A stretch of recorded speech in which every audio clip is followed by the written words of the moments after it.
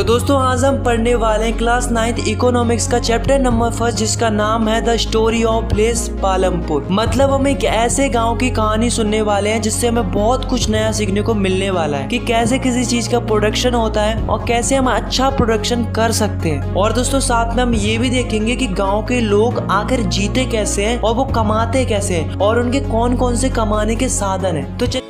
तो दोस्तों ये कहानी है एक गांव की जिसका नाम है पालमपुर। इस गांव में ज्यादातर लोग एक ही काम करते हैं जो कि है फार्मिंग, और कुछ लोग ऐसे भी हैं जो कि फार्मिंग के अलावा अदर वर्क्स भी करते हैं जैसे कि मैन्युफैक्चरिंग, डेयरी, ट्रांसपोर्ट और भी बहुत सारी चीजें हैं। जब हम पालमपुर से 3 किलोमीटर दूर जाते हैं तो हमें एक बड़ा गाँव मिलता है जो कि है रायगंज, और रायगंज से थोड़ी ही पास में एक और कस्बा है जिसका नाम है शाहपुर। और ये तीनों एक ही पक्की सड़क से कनेक्टेड है जिसपे कई सारे साधन चलते हैं जैसे कि मोटरसाइकिल, जीप, ट्रैक्टर, ट्रक और कुछ ऐसे भी साधन चलते हैं जैसे कि बैलगाड़ी, टांगा, जिनके ऊपर फार्मर्स कई सारा सामान लादकर एक गांव से दूसरे गांव व्यापार के लिए जाया करते हैं। दोस्तों पालमपुर गांव इतना बड़ा तो नहीं है, फिर भी उसके अंदर अलग अलग जातियों के लगभग 450 परिवार रहते हैं। इनमें से 80 परिवार ऐसे हैं जो कि अपर कास्ट से बिलोंग करते हैं। इनके मकान काफी बड़े बड़े हैं जो कि ईंट और सीमेंट से बने हुए हैं। और दूसरी ओर जो पालमपुर की 1/3 पॉपुलेशन है वो लोअर कास्ट से बिलोंग करती है जो कि गांव के कोने में छोटे छोटे घरों में रहती है जिनके घर मिट्टी या घास फूस के बने हुए होते हैं। दोस्तों ऐसा नहीं है कि पालमपुर गांव में कोई सुख सुविधा मौजूद नहीं है, बल्कि कई सारी सुख सुविधाएं मौजूद हैं जैसे कि पालमपुर के अधिकांश घरों में इलेक्ट्रिसिटी है, खेतों में ट्यूबवेल्स लगे हुए हैं और भी कई सारी चीजें जिनमें पालमपुर के लोग इलेक्ट्रिसिटी का इस्तेमाल करते हैं। दोस्तों पालमपुर गाँव में एजुकेशन के लिए 2 प्राइमरी स्कूल और एक हाई स्कूल भी बनवाया गया है। दोस्तों इस गाँव में लोगों के इलाज के लिए एक प्राइमरी हेल्थ सेंटर भी है जो कि गवर्नमेंट के द्वारा चलाया जाता है, और साथ में एक प्राइवेट डिस्पेंसरी भी है जहाँ पे लोगों का इलाज किया जाता है। तो दोस्तों हम पालमपुर गांव को फुली डेवलप्ड तो नहीं कह सकते, फिर भी हम इसको फेयरली वेल डेवलप्ड तो कह ही सकते हैं क्योंकि इसमें लगभग सारी सुख सुविधाएं मौजूद है जैसे कि इस गांव में रोड्स हैं, ट्रांसपोर्ट्स हैं, स्कूल्स हैं, हॉस्पिटल्स हैं, इलेक्ट्रिसिटी है और भी कई सारी चीजें हैं। अगर हम अदर विलेज से कंपेयर करें तो हमें पता चलता है कि लगभग सारी फैसिलिटीज विलेज पालमपुर के अंदर मौजूद है। सो गाइस हमारे इस चैप्टर का पहला टॉपिक है जिसका नाम है ऑर्गेनाइजेशन ऑफ प्रोडक्शन। तो दोस्तों इस टॉपिक को समझने से पहले हमें ये समझना होगा कि आखिर प्रोडक्शन क्या होता है। तो दोस्तों प्रोडक्शन हम उन चीजों को बनाने के लिए करते हैं जिन चीजों की हमें जरूरत होती है।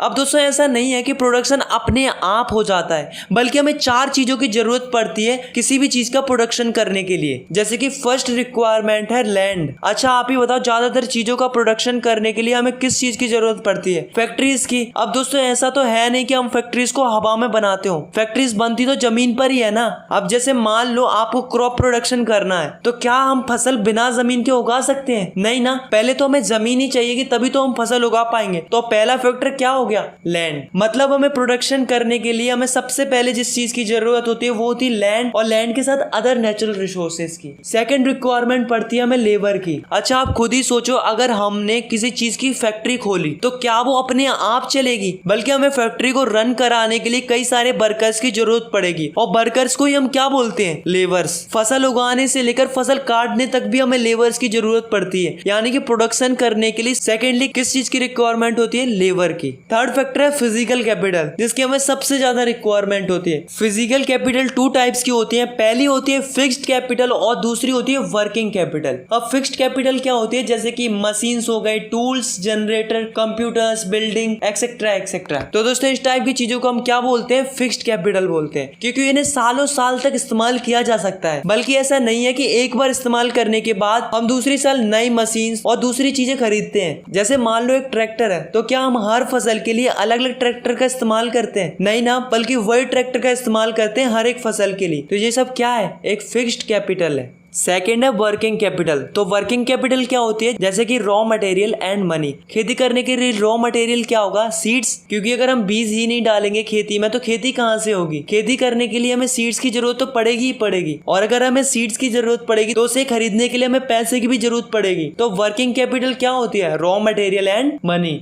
अब जो लास्ट रिक्वायरमेंट होती है, मतलब जो लास्ट फैक्टर बचता है, वो है ह्यूमन कैपिटल। अब दोस्तों ये ह्यूमन कैपिटल क्या होती है? अच्छा आप खुद ही सोचो, अगर किसी को बिजनेस करना है, प्रोडक्शन करना है, तो क्या वो अपने आप हो जाएगा? बल्कि कोई ना कोई तो चाहिए बिजनेस को मैनेज करने के लिए, पैसा इन्वेस्ट करने के लिए, अपनी स्ट्रेटेजी से बिजनेस को इम्प्रूव करने के लिए, और जो प्रॉफिट एंड लॉस है उसकी रिस्क लेने के लिए। अब दोस्तों यहाँ से हमारा जो चैप्टर है वो और भी ज्यादा इंटरेस्टिंग होने वाला है, क्योंकि जो हम आगे पढ़ने वाले हैं उसे आपने कभी ना कभी अपनी रियल लाइफ में एक्सपीरियंस जरूर किया होगा। तो दोस्तों हमारे इस चैप्टर का नेक्स्ट टॉपिक है फार्मिंग इन पालमपुर। 2018 की रिपोर्ट के अनुसार इंडिया के अंदर लगभग 60% लैंड एरिया ऐसे हैं जो कि टोटली एग्रीकल्चर पर ही डिपेंडेंट है। तो आप इससे अंदाजा लगा सकते हो कि इंडिया के अंदर लगभग कितने सारे फार्मर्स हैं जो कि केवल फार्मिंग पर ही डिपेंडेंट है। ऐसे ही दोस्तों एक गांव है जिसका नाम है पालमपुर। अब दोस्तों इस गांव में होता क्या है कि यहाँ पर 75% लोग ऐसे हैं जो कि टोटली फार्मिंग पर ही डिपेंडेंट है। अब दोस्तों पालमपुर में दिक्कत क्या आती है कि जो पालमपुर की पॉपुलेशन है वो कंटिन्यूअसली बढ़ती जा रही है। अब इससे क्या लॉस हो रहा है कि जो पालमपुर की कल्टीवेटेड लैंड है वो तो फिक्स्ड है। अगर हम सिंपल शब्दों में कहें तो डिमांड ज्यादा है मगर सप्लाई कम है, क्योंकि लैंड तो उतनी ही है मगर कंज्यूम करने वाले लोग ज्यादा हैं। तो दोस्तों इसके लिए हम क्या कर सकते हैं? तो पहला तरीका है कि हम लैंड को बढ़ा सकते हैं, क्योंकि जितनी ज्यादा जमीन होगी उतनी ज्यादा क्रॉप की प्रोडक्शन होगी। पर इसमें एक प्रॉब्लम थी कि लैंड को केवल एक ही तरीके से बढ़ाया जा सकता है कि जो बंजर जमीन है उसे कल्टीवेटेड लैंड में बदल दिया जाए। बट गाइस जितनी भी लैंड बढ़ सकती थी पालमपुर की वो 1960 में ग्रीन रेवोल्यूशन के दौरान ऑलरेडी बढ़ा दी गई थी। अब पालमपुर की जमीन को बढ़ाने की बिल्कुल भी गुंजाइश नहीं थी। इसलिए जो पालमपुर के लोग हैं वो दूसरे तरीके का इस्तेमाल करते हैं जिससे वो कम जगह में ज्यादा फसल उगाकर ज्यादा प्रोडक्शन कर सके। जैसे कि जो पालमपुर के लोग हैं वो एक ही साल के अंदर कई सारी फसल उगाते हैं, जैसे कि रेनी सीजन में ज्वार बाजरा, अक्टूबर से लेकर दिसंबर तक पोटैटो, और जब विंटर सीजन आता है तो उसमें गेहूं की फसल उगाते हैं। जिससे क्या होता है कि जो पालमपुर के लोग हैं वो एक ही साल में कम जमीन के अंदर ज्यादा प्रोडक्शन कर लेते हैं, जिससे उन्हें ज्यादा आउटकम होता है। तो जब हम एक साल के अंदर कई सारी फसलें उगाते हैं एक ही जगह पर तो उसे हम क्या बोलते हैं? Multiple cropping. और इसे करने में फार्मर्स को कोई भी दिक्कत फेस नहीं करनी पड़ती थी, क्योंकि पालमपुर में इलेक्ट्रिसिटी है। अब इलेक्ट्रिसिटी से क्या प्रॉफिट है कि जो पालमपुर के लोग हैं वो ट्यूबवेल्स का इस्तेमाल करके आसानी से इरिगेशन कर लेते हैं। पहले जब पालमपुर में इलेक्ट्रिसिटी नहीं होती थी तो पालमपुर के लोग कुएं से पानी लाकर फार्मिंग करते थे, जिसमें उन्हें काफी ज्यादा परेशानी होती थी। लेकिन अभी जब से उनके गाँव में इलेक्ट्रिसिटी है तब से फार्मर्स को काफी ज्यादा आसानी होती है फार्मिंग करने में। अब दोस्तों मल्टीपल क्रॉपिंग के अलावा एक और तरीका है जिससे हम प्रोडक्शन को बढ़ा सकते हैं, तो वो तरीका है मॉडर्न फार्मिंग। तो दोस्तों मॉडर्न फार्मिंग क्या होती है? जैसे कि मॉडर्न मशीनरी का इस्तेमाल करके, जैसे कि tractor, thresher, combine, harvester etcetera etcetera, और साथ में HYV सीड्स का इस्तेमाल करना, फर्टिलाइजर्स का इस्तेमाल करना, इसके साथ साथ पेस्टिसाइड्स का भी इस्तेमाल करना। तो ये सब किसके अंदर आता है? मॉडर्न फार्मिंग के अंदर आता है। अब जो आप ये मॉडर्न फार्मिंग पढ़ रहे हो तो उसकी शुरुआत कब से हुई है? तो दोस्तों ये बात है 1960 की, जब ग्रीन रेवोल्यूशन स्टार्ट हुआ था। तो ग्रीन रेवोल्यूशन क्या था कि लोगों को बताया गया था कि हमें ट्रेडिशनल फार्मिंग को छोड़ के मॉडर्न फार्मिंग की तरफ बढ़ना चाहिए, जिससे हम कम जमीन के अंदर अच्छी पैदावार कर सके। तो दोस्तों जो मॉडर्न फार्मिंग है उसका इस्तेमाल सबसे पहले इंडिया के अंदर 3 जगहों पर किया गया था। First Punjab, second Haryana and western Uttar Pradesh. इस जगह पर सबसे पहले इस टाइप के HYV सीड्स, पेस्टिसाइड्स का, फर्टिलाइजर्स का और कई सारी मशीनरीज का इस्तेमाल किया गया था। तो दोस्तों इससे फायदा क्या हुआ कि 1916 के बाद की फसल की प्रोडक्शन पहले के कंपैरिजन में 2.5 गुना तक बढ़ गई। तो दोस्तों ऐसा इसलिए हुआ क्योंकि जो मॉडर्न फार्मिंग है उसके अंदर हम HYV सीड्स का इस्तेमाल करते हैं। तो जो HYV सीड्स होते हैं वो ट्रेडिशनल फार्मिंग के कंपैरिजन में काफी ज्यादा उपज देते हैं। जैसे कि आप खुद ही देखो, जब पालमपुर के लोग नॉर्मल सीड्स का इस्तेमाल करते थे तब उनकी जो फसल निकलती थी वो निकलती थी 1300 kg पर हेक्टेयर। अब जब उन्होंने HYV सीड्स का इस्तेमाल किया तब उनकी फसल निकलने लगी 3200 kg पर हेक्टेयर। तो आप देख सकते हो यार कितना अंतर है इसमें। तो दोस्तों यहाँ तक तो ठीक था कि लोगों के लिए मॉडर्न फार्मिंग अच्छी है। तो क्या दोस्तों आपको नहीं लगता कि जो ये मॉडर्न फार्मिंग है उसकी वजह से हमारी जो लैंड है वो सस्टेन करेगी या नहीं करेगी? क्योंकि 1916 से जब से मॉडर्न फार्मिंग आई है तब से हम सब लोगों ने केमिकल्स, फर्टिलाइजर्स का और पेस्टिसाइड्स का काफी ज्यादा इस्तेमाल किया है, जिससे हमारी जो सॉइल है उसकी फर्टिलिटी ही कम हो गई है। और जो मॉडर्न फार्मिंग के अंदर हम जो HYV सीड्स का इस्तेमाल करते हैं उनको ग्रो करने के लिए काफी ज्यादा पानी की जरूरत पड़ती है, जिससे हमारी जो वाटर टेबल है वो काफी ज्यादा डिक्रीज हो गई है।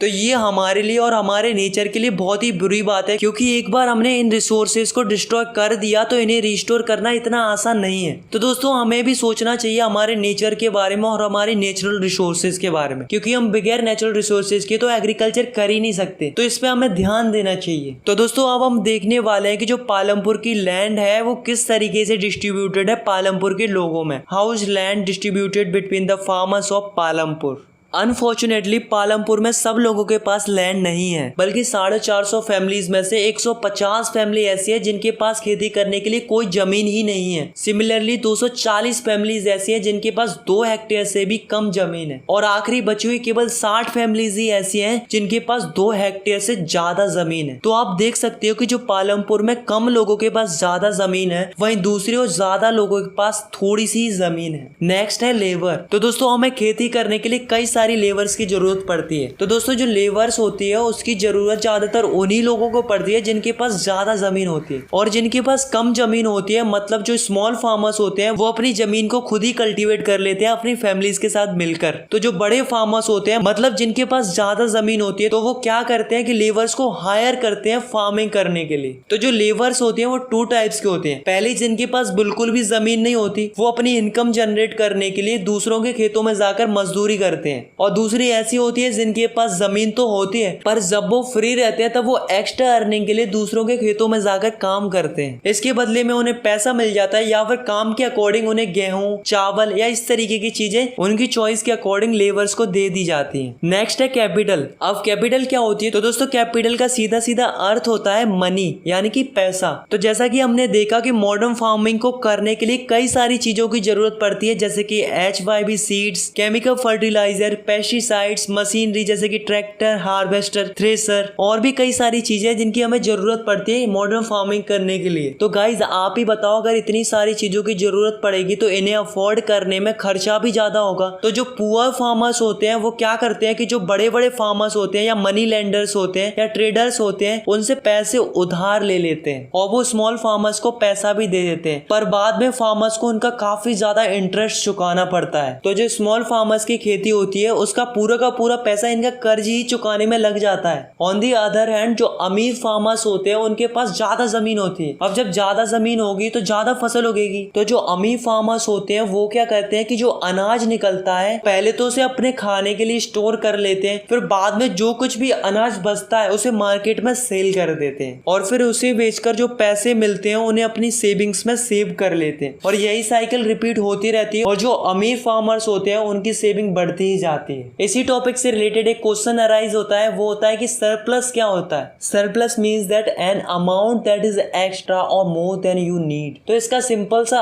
अर्थ होता है कि जो हमारी रिक्वायरमेंट होती है उसको फुलफिल करने के बाद जो बचता है उसे हम सरप्लस कहते हैं। जैसे कि मान लो हमें खाने पीने के लिए बेसिक रिक्वायरमेंट्स के लिए 50 क्विंटल गेहूं की जरूरत पड़ती है, और अगर मान लो हमारी फसल निकली है 350 क्विंटल, तो हमें जरूरत कितने की थी? मात्र 50 क्विंटल की। तो जो एक्स्ट्रा बचा हुआ 300 क्विंटल है वो क्या हो जाएगा? सरप्लस हो जाएगा। तो दोस्तों आपने स्टार्टिंग में देखा था कि जो पालमपुर में 75% लोग ऐसे हैं जो कि फार्मिंग पर डिपेंडेंट है, और बचे हुए 25% लोग ऐसे हैं जो कि नॉन फार्मिंग एक्टिविटी करते हैं। मतलब ऐसा नहीं है कि पालमपुर के लोग खेती बाड़ी ही करते हैं, बल्कि कुछ लोग ऐसे भी हैं जो कि नॉन फार्मिंग एक्टिविटीज भी करते हैं, जैसे कि डेयरी। अब डेयरी क्या होती है कि लोग अपनी गाय या भैंसों को पालते हैं, और जो भी उनसे मिल्क प्रोडक्शन होता है उसे रायगंज में जाकर बेच देते हैं, जिससे क्या होता है उनका रोजगार चलता है और इसी से वो अर्निंग भी करते हैं। दूसरा है स्मॉल स्केल मैन्युफैक्चरिंग इन पालमपुर। तो स्मॉल स्केल मैन्युफैक्चरिंग क्या होती है? जिसमें लोग छोटी स्केल में प्रोडक्शन करते हैं। जैसे कि जो पालमपुर है उसमें कुछ लोग गुड़ मैन्युफैक्चर करते हैं, मतलब गुड़ बनाते हैं, और बनाने के बाद उसे रायगंज और शाहपुर में बेचकर अपनी इनकम करते हैं। थर्ड है शॉपकीपर्स ऑफ पालमपुर। मतलब जो पालमपुर है उसमें ऐसा नहीं है कि लोगों को सामान खरीदने के लिए आसपास के गाँवों में और शहरों में जाना पड़ता है, बल्कि पालमपुर में ऐसी कई सारी दुकानें हैं, जैसे कि किराने की, जनरल स्टोर की, और कुछ दुकानें ऐसी भी है जो कि बस स्टैंड के पास में है। तो जो पालमपुर है उसमें कुछ लोग ऐसे हैं जो दुकानों का सामान बेचकर उससे पैसे कमाकर अपनी लाइफ स्पेंड कर रहे हैं। तो दोस्तों ये भी एक अच्छा एग्जांपल है नॉन फार्मिंग एक्टिविटी का। अब दोस्तों लास्ट है transport of fasting developing sector. तो दोस्तों जैसा कि आप सभी जानते हैं कि जो पालमपुर है वो काफी ज्यादा अच्छे से कनेक्टेड है आसपास के गाँव से और कस्बों से, जैसे कि रायगंज और शाहपुर। तो दोस्तों ऐसा नहीं है कि लोग एक गाँव से दूसरे गाँव पैदल ही निकल पड़ते हैं, बल्कि इसके लिए कई सारे लोग हैं जो कि ट्रांसपोर्ट सर्विसेज देते हैं, जैसे कि रिक्शा वाला, टांगा वाला, जीप, ट्रैक्टर, ट्रक और भी कई सारे साधन है जिनको लोग चला के अपनी रोजी रोटी चलाते हैं, जिनसे उन्हें रोजगार मिल जाता है और उनसे उन्हें कमाने का साधन भी मिल जाता है। तो दोस्तों आपके लिए एक नोटिस है कि जो ये पालमपुर की स्टोरी आपने सुनी है, ऐसा गांव रियलिटी में एग्जिस्ट करता ही नहीं है। मतलब ये केवल एक इमेजिनेशन थी। इस कहानी का मकसद केवल इतना ही था कि आपको प्रोडक्शन से रिलेटेड कई सारी चीजों को सिखाना है। अगर मैं आपको ये पहले बता देता तो शायद आप एक रियल लाइफ के इंटरेस्ट के साथ नहीं पढ़ते। सो आई होप आपको ये चैप्टर समझ में आ गया होगा। अगर आपको लगता है कि इस वीडियो से आपको क्वालिटी मिली है तो यार आप इस वीडियो को लाइक कर सकते हो, चैनल को सब्सक्राइब कर सकते हो, और अगर आपको कुछ भी पूछना है तो यार एक बार कमेंट जरूर करें, मैं आपको रिप्लाई देने की पूरी कोशिश करूंगा। And thanks for watching, take care, bye bye.